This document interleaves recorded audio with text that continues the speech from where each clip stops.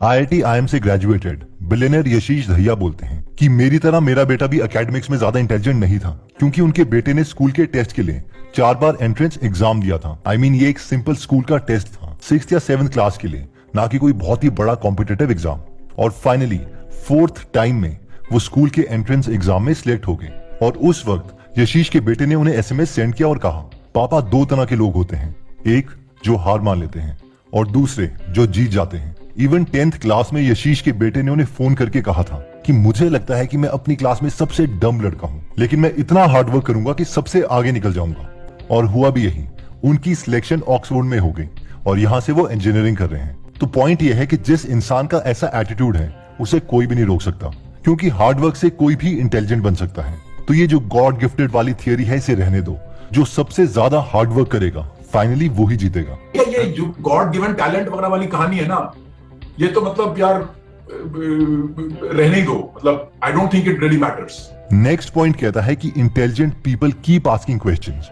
Socrates, जिन्हें western philosophy का founding father माना जाता है, इनकी एक जो सबसे बड़ी क्वालिटी मानी जाती है वो ये थी कि उनके पास हर चीज के आंसर चाहे ना हो, पर वो हर चीज के बारे में क्वेश्चंस पूछते रहते थे। एक बार सॉक्रेट्स के पास एक जवान लड़का आया जिसका नाम यूथेडेमस था, जो कॉन्फिडेंट था कि वो ये बता सकता है कि कब किसी के साथ न्याय हो रहा है और कब किसी के साथ अन्याय हो रहा है। तो सॉक्रेट्स ने उससे पूछा कि अच्छा मुझे ये बताओ कि अगर कोई किसी को धोखा देता है तो क्या ये अन्याय है या न्याय है? तो उसने बोला, हाँ ये तो अन्याय है, क्योंकि ये गलत बात है। फिर सॉक्रेट्स ने पूछा, ओके, लेकिन अगर कोई अपने देश के लोगों को बचाने के लिए दूसरे देश की आर्मी को धोखा देता है तो फिर ये क्या है? इस पर यूथेडेमस बोला कि दुश्मनों को धोखा देना न्याय है, लेकिन दोस्तों के साथ धोखा देना अन्याय है। इस पर सॉक्रेट्स ने दोबारा पूछा, अच्छा ये बताओ कि अगर कोई जनरल अपनी ही आर्मी को झूठ बोलता है ताकि वो अपनी आर्मी को मोटिवेट कर सके, तो क्या ये न्याय है या अन्याय है? इसके बाद तो यूथेडेमस खुद ही कंफ्यूज हो गया कि किस चीज को जस्टिस बोले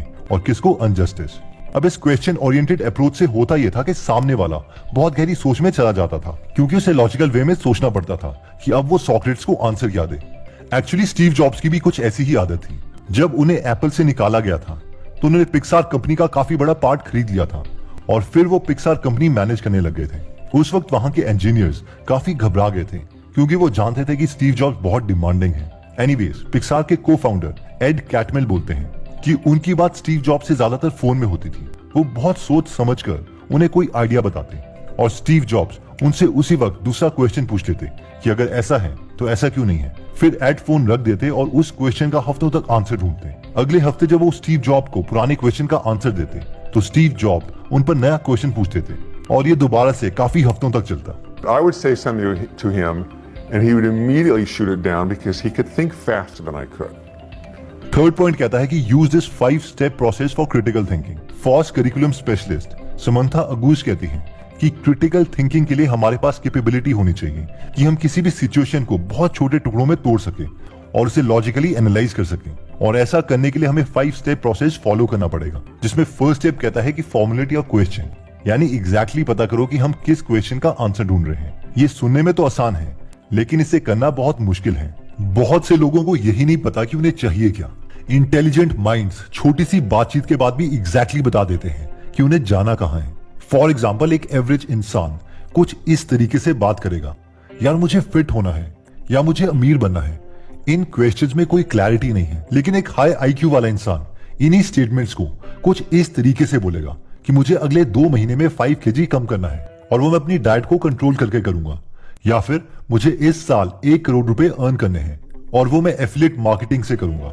इन शॉर्ट, अपने ऑब्जेक्टिव्स को हाई आईक्यू वाला इंसान बहुत अच्छे ढंग से फॉर्मुलेट कर सकता है। सेकंड स्टेप कहता है कि गैदर योर इन्फॉर्मेशन, यानी उस क्वेश्चन को सॉल्व करने के लिए इन्फॉर्मेशन कलेक्ट करो और ये इन्फॉर्मेशन रिलायबल रिसोर्सेज से होनी चाहिए। इसलिए बेटर है कि हम ये इन्फॉर्मेशन एक्सपर्ट से ही लें। फॉर एग्जाम्पल, अगर एक एवरेज इंसान को वेट लॉस करना है तो वो बोलेगा कल से वॉकिंग करूंगा और 20 मिनट वॉकिंग करके वो आते ही 2 मैगी के पैकेट खा लेगा। लेकिन एक क्रिटिकल थिंकर पहले नॉलेज लेगा कि वेट बढ़ता कैसे है। वो कहेगा ओके, तो वेट कैलोरी से बढ़ता है। उसे ये भी पता होगा कि एक मैगी के पैकेट में 345 कैलोरीज हैं और सिर्फ उस एक पैकेट की कैलोरीज को बर्न करने के लिए उसे या तो 62 मिनट्स की वॉकिंग चाहिए या फिर 33 मिनट्स तक रनिंग करनी पड़ेगी। इसलिए पहले वो फूड को कंट्रोल करेगा। थर्ड स्टेप है अप्लाई द इंफॉर्मेशन, यानी अब खुद से ये पूछो कि जो मेरे पास इंफॉर्मेशन है उसे क्या क्या कंक्लूजन निकल रहे हैं, क्या ये रिलायबल रिसोर्सेज से भी थे या नहीं, क्या जो इन्फॉर्मेशन को हमने समझा है वो ठीक से इंटरप्रेट किया भी है या नहीं। फॉर एग्जाम्पल, अगर इन्वेस्टमेंट की नॉलेज चाहिए तो पीटर लिंच या वॉरेन बफेट या बेंजामिन ग्राहम की बुक से सीखो। अगर ये सीखना है कि हम फोकस कैसे करते हैं तो MIT के कंप्यूटर साइंटिस्ट कैल न्यूपोर्ट की बुक डीप वर्क से सीखो। स्टार्टअप्स के बारे में सीखना है तो एरिक राइस की बुक लीन स्टार्टअप से सीखो। और इसके लिए गीगल एप्लीकेशन आपकी मदद भी कर सकता है। इस ऐप के बारे में हम आगे बात करेंगे। फोर्थ स्टेप कहता है कि कंसिडर द इम्प्लीकेशंस। इमेजिन करो कि इलेक्शन टाइम है और कोई पॉलिटिकल कैंडिडेट है जो कह रहा है कि हम जिनको नौकरी नहीं मिल रही है उन सबको एक मिनिमम बेसिक अमाउंट देंगे 20,000 रुपए का हर महीने, ताकि वो अपनी फैमिली को सस्टेन रख पाए। अब बहुत से लोग जो क्रिटिकल थिंकर नहीं है वो इस अनाउंसमेंट से बहुत खुश हो जाएंगे और उसी पॉलिटिकल कैंडिडेट को वोट देंगे। लेकिन अगर इस स्टेटमेंट की लॉन्ग टर्म इम्प्लीकेशंस देखें तो वो बहुत बुरी है। ह्यूमन नेचर यह है कि हम लोग हमेशा कम एफर्ट करना चाहते हैं और अगर हमें 25 से 30,000 रुपए की जॉब भी मिल रही होगी तो भी हम इस केस में बोलेंगे कि छोड़ो यार, इतनी मेहनत कौन करे जब बिना जॉब के ही सरकार 20,000 रुपए पर मंथ दे रही है।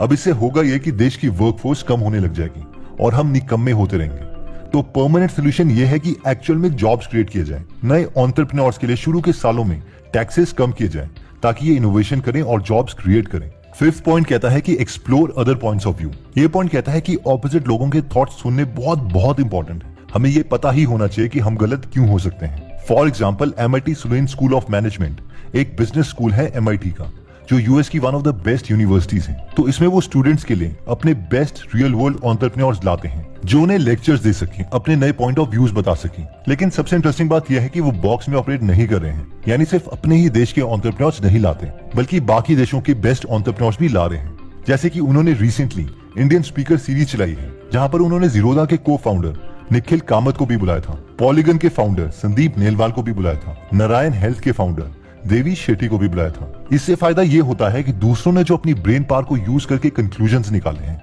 हम उन्हें मेजर कर सकते हैं कि वो ठीक है या नहीं। तो दोस्तों, इसमें हमने अपनी क्रिटिकल थिंकिंग और IQ को इंक्रीज करने के लिए 3 मेथड्स देखे, जिसमें सबसे पहला था हार्ड वर्क। यानी हार्ड वर्क करोगे तो कोई भी माइंड टाइम के साथ साथ शार्प हो ही जाएगा। इसमें हमने यशीश दहिया की स्टोरी भी देखी थी। इसके बाद हमने डिस्कस किया था कि कीप आस्किंग क्वेश्चंस। इसमें हमने सॉक्रेट्स और स्टीव जॉब्स की स्टोरीज को डिस्कस किया कि कैसे बार बार क्वेश्चंस पूछने से दूसरों के माइंड को और इवन खुद के माइंड को लॉजिकली सोचना ही पड़ता है। और थर्ड पॉइंट में हमने क्रिटिकल थिंकिंग को बढ़ाने के लिए समंथा अंगूस के 5 स्टेप प्रोसेस को देखा था, जिसमें फर्स्ट स्टेप था कि फॉर्मुलेट योर क्वेश्चंस, यानी एग्जैक्टली ये पता करो कि हमें चाहिए क्या। सेकंड था गैदर द इन्फॉर्मेशन, यानी इसके रिगार्डिंग जितनी भी इन्फॉर्मेशन है उसे कलेक्ट करो। थर्ड था अप्लाई द इन्फॉर्मेशन, उस इन्फॉर्मेशन को अप्लाई करो और ये सोचो कि जो इन्फॉर्मेशन हमने कलेक्ट करी है वो ऑथेंटिक सोर्सेज से है भी या नहीं। फोर्थ था कंसीडर द इम्प्लीकेशंस, यानी ये सोचो कि जो हमने कंक्लूजन्स निकाले हैं उसकी लॉन्ग टर्म इम्प्लीकेशंस क्या होगी। फिफ्थ था explore other points of view, यानी औरों के पॉइंट ऑफ व्यू को भी देख लो, क्या पता उन्होंने कुछ ऐसा सोचा हो जो हम सोच ही ना पाए हो।